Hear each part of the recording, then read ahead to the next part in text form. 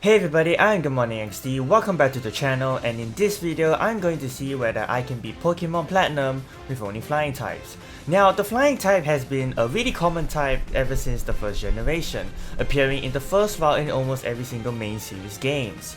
Now I have used a flying type in most of my playthroughs and teams because most of them are really strong. Except for the one Pokemon that I'm not going to mention because every time I see its face I want to punt it into the moon and lament on its existence. Anyways, the rules of this challenge are, I'm only allowed to use flying type Pokemon in battle, any other Pokemon caught are only for HMs and not for combat, I cannot use items in battle, only Pokeballs, Hell items and items outside of battle are allowed, and no glitches. Lastly, this challenge was all streamed at twitch.tv/GoodMorningXD, so please do follow and subscribe to my Twitch. But anyways, let's get into the video. After Barry barged into my room and drags me out of the house, he immediately wants to get into danger by running to grass with our Pokemon. Bruh. Professor Rowan was able to stop him beforehand and was like, "Do you not care about your lives and want to die? You're practically committing suicide." Anyways, you want some Pokemon? I chose Chimchar so that my rival has Piplup, which will eventually become a part Steel type and will probably be the hardest one to fight against. After going through some stuff and getting my balls, I catch my first real starter, a Starly named Wave. It has a hasty nature, so raises speed, lowers defense. Not that bad. After meeting Dawn in Jubilife City and meeting one of the most useless characters in the game, I caught a Magikarp in the waters on the west of Jubilife. It has a brave nature, so more attack, less speed. It's not the worst nature, so I take it. I, however, forgot to change the name of my Magikarp, so you'll have to wait a while for its nickname. Magikarp is fair game by the way, as it becomes a flying type when it evolves. I also caught a Zubat in the northern cave named Crow. It has the modest nature, so less attack, more special attack. The worst nature I could have gone. Hopefully it doesn't bite me later down the run. Get it? Cause it learns bite to level up? Then my rival wants to battle me, which you already know the outcome of. Once I reached Oldburg City, I immediately went into the cave and Tailwalk to get his lazy ass back at the gym so I could fight him. And then I had to do a crap ton of grinding till the point I had to overlevel my Pokemon just to beat him. Also during the grind, Wave evolved into a Staravia. I tried different strats like double team, but every time I use it, they still somehow land hits on my Pokemon. The worst part is that it was being so consistent to the point I decided to just brute force my way to the battle and rely a little bit on luck, and it somehow worked? I don't know how that happened. Rock's first Pokemon is Geodude, and I had Wave use 6 double teams and 4 growls while Stealth Rocks was being set up. During all those stat changes, I somehow did not get hit at all. It's only when I started attacking that I took damage. A lot of back and forth happened, even making him use a potion in the process. But Wave was able to take down the Geodude thanks to a crit. Wave growled at Onix twice and did not get hit during those as I start chipping away its health with Wing Attack. Rock used a potion as I, once again, chip away its health again. But Onix was left with a sliver as it took down Wave with a critical hit. Crow took some damage from Stealth Rocks and was able to defeat Onix after that. Crow supersonic the Cranidos and it hit itself. I used Bite and he actually hit himself from confusion. One more hit wins me this dreadful battle. After that battle, doing some story stuff, reaching Flowerma Town and fending off some galactic grunts, I fought Mars in the Valley Windworks. Mars sent out Zubat and it became a mirror match, but mine was superior and defeated it in 2 wing attacks. Wave intimidated the Purugly and gets hit by Fake Out. My strategy for this battle was to use Endeavor when Wave is low on HP so that I could quick attack and finish this ugly cat. The held Oranberry might have been a bit overkill, but I still won the battle nonetheless, so we are moving on. I slattered some honey on honey trees and waited until tomorrow. After a bit of trial and error, I checked the trees and was able to find a female Combee, as I learned that the Pokemon doesn't change when you reset your game, but the genders and levels do change. I named the Combee Wasp and it has a bashful nature, so neutral stat gains. One route visit and escorting a lost girl out of the woods later, I arrive in Eternal City and see a statue and hear someone talk about it. Cool. Oh, also I named my Magikarp Garu, cause why not? Anyways, time for the battle against Gardenia, and it was a lot closer than I wanted it to be. Wave barely killed Turtwig, but it used Reflect. Wave had to use 3 wing attacks while taking a crit Razor Leaf in the process due to Gardenia using a super potion. Cherrim is next, and after seeing the amount of damage Waltz was dealing, I decided to switch to Crow and finish the Cherrim off with 2 more wing attacks. Waltz used Bug Bite to get rid of the Citrus Berry that Rosewater is holding. After Waltz got paralyzed, I switched to Crow, who took a critical Magical Leaf. Unfortunately, Crow went down due to getting paralyzed 2 turns in a row. Wave was able to take Rosewater down with 1 more wing attack. While fighting some grunts in the Galactic Building, Gyaru evolved into a Gyarados. Time to fight against Commander Jupiter, and I wanted to assert a Zubat differential against her, and I got my wish as I got a critical hit on her Zubat. I sent Wave out to intimidate the Skuntank, and after some back and forth between the 2 Pokemon, Wave went down, leaving Skuntank with about a third health remaining. Gyaru was thankfully able to defeat the Skuntank with some tackles. After that battle, and on the way to get my bike, Cynthia gave me an egg, and the Pokemon that hatches into is what I'll be using for my team, as it does become a flying type through evolution. Just gotta bike a little bit, so give me a moment. Ah, there we go, all fixed. Introducing a Togepi, who I named Omelette. If you don't get the joke, I feel bad for you. It has a quirky nature, so usual stat gains, and it has the ability that I wanted on the first try. Nice. But we're not done yet. Within the grass in Route 206, I can catch a Gligar I named Bratbat for whatever known reason. It has a careful nature, so raises special defense, lower special attack. Not bad honestly. Also, secret passage of Wayward Cave, go to a puzzle, follow the path and go up, grab the Earthquake TM, teach it to Bratbat, and there we go. An Earthquake stab user before the 3rd gym. Speaking of that, this is my full team before the 3rd gym. The quickest team build that I've made in all of my challenges actually. While fighting some trainers, Crow evolved into a Golbat and Wasp evolved into Vespiquen. In Mount Coronan, I met the mysterious person again, talking about space and time and how humans are weak and stuff. Definitely not going to plan something evil that will create a new world, right? Fantina battle time. Wasp used multiple power gens and took Duskull down while taking minimal damage from Duskull's attacks. I decided to spam double team as I realized that Hunter is unable to hit Wave. It took a bit longer to set him up than expected due to Wave getting slapped, getting hit by Confusion, and Fantina using a super potion, but once all those double teams were set up, a couple of wing attacks defeated the Hunter.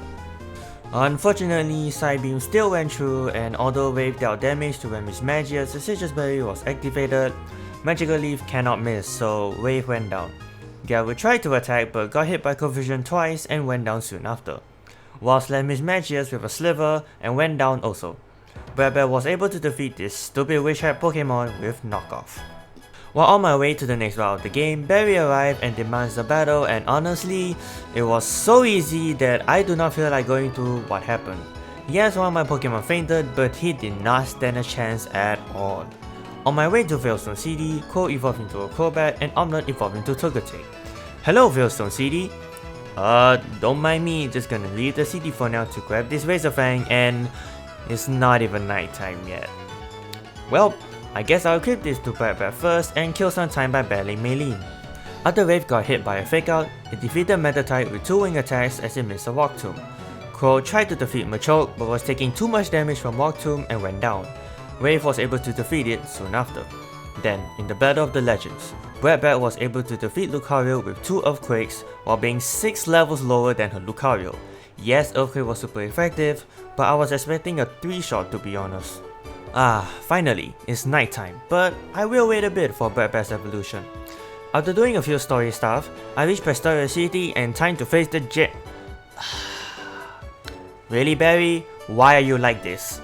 Anyways, after the fight with Barry, Bratbat evolved into Gliscor. Could you stop interrupting me like this? After fighting a lot of trainers, it's time to face Crash Awake. I had a few failed attempts, but it didn't take long for me to compose a plan. Once Omelette used Yawn, I predicted the water attack and switched to Gyaru. It worked and the Gyarados went to sleep. After that, a few Dragon Rages defeat Gyarados as it never woke up. Against Quagsire, Crow was getting beaten quite badly from Quagsire's Rock Tomb. After seeing the pitiful damage from Fly, I resorted to Confuse Ray and Bite Flinches.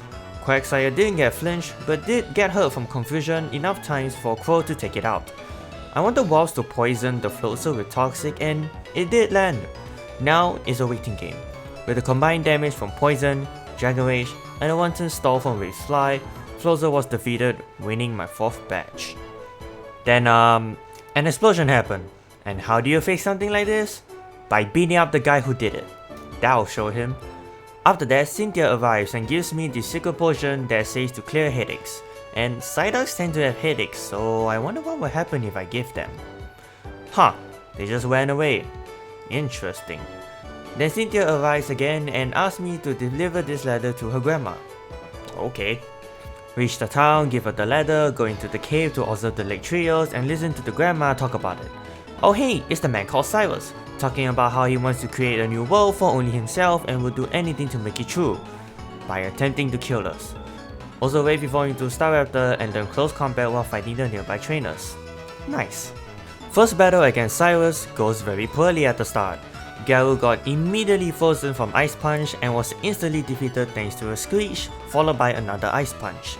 Was dealt a big chunk of damage but was defeated from a Screech Ice Punch combo. Wave defeated Sneasel with a Fly. Omelette yawned the Golbat but took a lot of damage, getting poisoned in the process. Although Omelette dealt decent damage with Shockwave, Golbat woke up early and hit Omelette with a Poison Fang. But Omelette held on and took Golbat down with a Shockwave, but was taken out from poison soon after. Crow used Confuse Ray on Murkrow and hit itself twice in a row while dealing big damage with Fly. Although Murkrow healed itself with his Citrus Berry and dealt half damage to Crow with Drill Peck, Crow defeated Murkrow with one more Fly. Alright, time to face the Not again, Berry. Fine, I'll fight you. Omelette defeated Staraptor thanks to the combined damage of Shockwave from Omelette and recoil damage from Staraptor's takedown. Whereas one-shot the Rapidash with Earthquake plus recoil from Rapidash's takedown. Whereas Earthquake took Empoleon down to the red and was rudely killed by a critical hit Bubble Beam. Garou was then able to come in and defeat it with 2 Surfs. I was honestly surprised that Surf did that little damage. Can't wait to get Waterfall. Crow was able to one-shot not only Heracross but also Roserade with just 1 Fly. Finally, the annoying Berry is defeated. For now. Time to fight Byron, where Bat easily defeated Magneton with a Sword Sense boosted Earthquake but took damage from Flash Cannon in the process. Whereas damage left Steelix in the red before getting defeated from Ice Fang. One full restore from Byron later, 2 Surfs from Garou easily defeats the Steelix. Wave almost defeated Bastiodon with a close combat, but was defeated from a critical hit Stone Edge. Garou was able to win the battle with 1 more Surf. And then more explosions happened, this time at the lake. While visiting Lake Valor, I met Saturn and it's time to fight him. Yeah, honestly this battle was so easy to the point it is not even worth my time to go to. So surely the battle against Mars at Lake Verity will be much more interesting, right? No. About the same as the Saturn battle. After trekking through the cold, frosty snow and getting rock climbing in the process, I met Barry at the QT lakefront who's like, haha, what a loser, imagine being unable to climb rocks, L plus ratio plus get good. Fight the gym leader if you want to be at my level, loser. And so I did fight the next gym leader whose name I have absolutely no idea how to pronounce. If only someone in the comments would tell me what it is. Anyways, first up is Sneasel, and Wave easily dispatched it with a close combat after taking an Ice Shot. Abomasnow sets up the hill but suffers the same fate from Omelette's Flamethrower. Piloswine also got destroyed by a close combat. Flossass, however, was not friendly at all, as not only it can fire 100% blizzards due to hail, its ability Snow Cloak raises evasion in hail, thus dodging a flamethrower and defeating Omelette in the process. After debating on what to do for a while, I decided to send Crow out and use Confuse Ray. Flossass actually hid itself from confusion, allowing me to use Poison Fang and actually getting Flossass poisoned in the process. Crow went down from a single blizzard soon after. Garou comes out and with the combined damage from Confusion, Poison, and Garou's attacks, Flossass goes down and defeating the 7th gym. After climbing up some rocks and entering Lake Verity, I see Barry crying because he was defeated by Jupiter and then suddenly picking himself back up. Yeah, don't mind me, I'ma just go to the Galactic HQ in Veilstone to not only listen to a speech but to also fight Cyrus. Wave took down Sneasel with a close combat after taking an Ice Punch. Against Crobat, Omelette used 2 Shockwaves while getting damage and poison from Poison Fang. After Cyrus used a hyper potion, some back and forth happened, and in the end, Crobat went down from Omelet's attacks and Omelet went down after that from poison. Crow confused and dealt damage to Honchkrow before going down. Gyaru was then able to come in and defeat the Honchkrow with a few Ice Fangs. I did miss an Ice Fang, but it was neutralized by Honchkrow hitting itself. After that, I went ahead and defeat Saturn, who was so easy that I'm not even gonna bring it up. I then saved the Lake Guardians, climbed to Mount Coronet, reached Spear Pillar, and entered a double battle with Barry as my partner. Oh boy, this is not gonna be fun. Also, I had to temporarily box Crow for a HM meal as I think that it will not be useful throughout the Mount Coronet portion. While this battle is going through, I just want to update that I'll be unable to post anything for a while starting from September due to personal reasons. I will be making a channel update video for both my Twitch and my YouTube in more detail, so stay tuned for that. Anyways, let's jump to a portal into the underworld. Like, literally jump in. After an observation to the Distortion World, following Cynthia and some puzzle solving later, we met Cyrus and he demands one last battle. I would like to say that this battle was even harder than the first gym leader battle, and it actually took a lot of attempts, to the point that my mind broke and was inhaling large amounts of copium. Emotional damage! Bradbat got burned from Will-O-Wisp and got hurt from Flamethrower and burn damage, but 2 Earthquakes was still enough to beat Houndoom. I decided to let Bradbat die to bait a fake out. Weavile used a regular attack instead, but the plan still succeeded. Wave was able to handle Weavile with a close combat after taking an Ice Punch. And then, this happened. Yeah, can I just get a crit from this shockwave?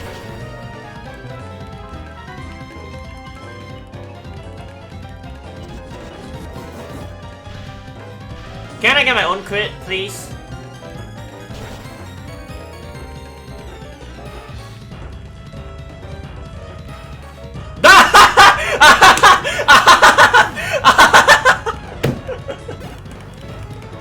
Yup, ask and you shall receive. Omelet landed an air slash before getting taken down from Honchkrow's attack.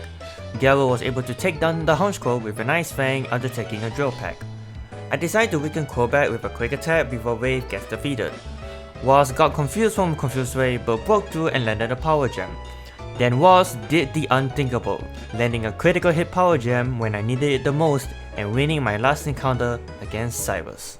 Now time to fight the last gym.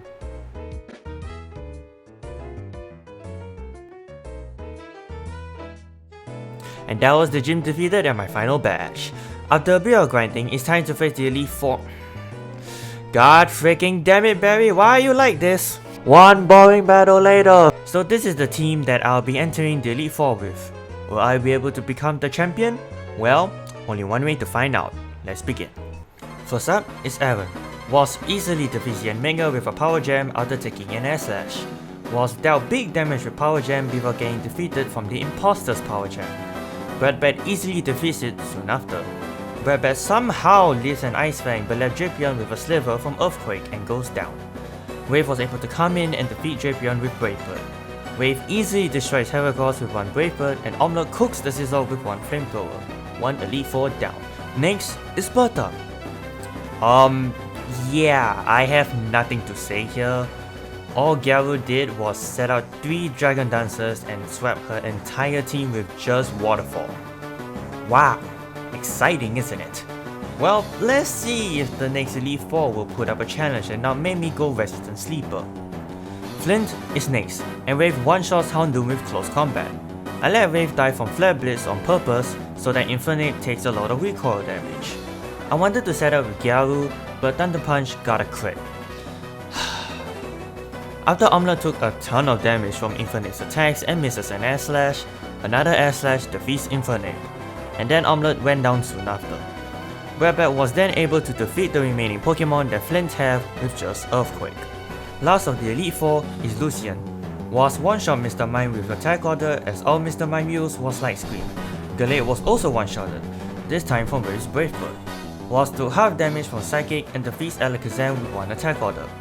Was defeats Espeon with a critical hit Attack Order after taking a hit and living with 9 HP.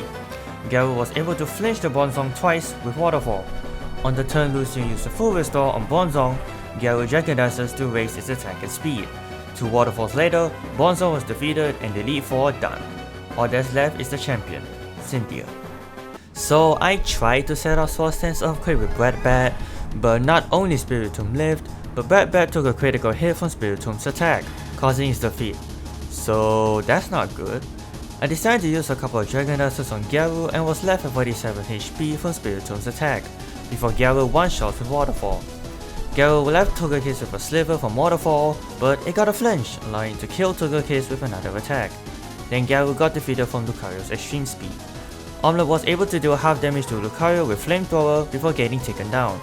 Wave finished the Lucario with close combat. To remove the strat drop from Wave, I sent Walls out to deal as much damage as it could to Milotic before Walls goes down. One thing that was hilarious was Walls got frozen from Ice Beam and gets thawed out immediately. That was funny, not gonna lie. Wave was able to defeat Milotic with Fly soon after. Wave took massive damage from Garchomp's Dragon Rush, but lived and sacrificed itself using Brave Bird. Time to finish the battle how I started it with the first gym, Confusion Hex and Luck. Garchomp hit itself twice in a row from Confusion while Crow dealt some damage with Fly, activating Garchomp's Citrus Berry. Garchomp misses a Dragon Rush and Crow managed to get a flinch from Bite. Crow used Fly while Garchomp hit itself again from Confusion. Cynthia full restores to heal and get rid of the confusion as I use Fly. On the turn I did damage Garchomp's Dragon Rush and did big damage. Crow used Confuse Ray and Garchomp hit itself. Crow was then able to defeat the Garchomp with a combination of confusion damage and Fly. Crow was thankfully able to one-shot their Roserade with Fly, defeating Cynthia on the first try and becoming champion. Overall, this challenge was quite eventful. All the Pokemon used in the challenge were useful at one point of the challenge and none of them were left out. I was especially surprised by the amount of power that Gliscor and Crobat brought to the table. Thank you all so much for watching. If you enjoyed it, do comment down below on what Pokemon challenge you would like to see me do next. Anyways, be sure to like, subscribe, and hit the bell for more content, and I'll see you all next time. Sign out for now.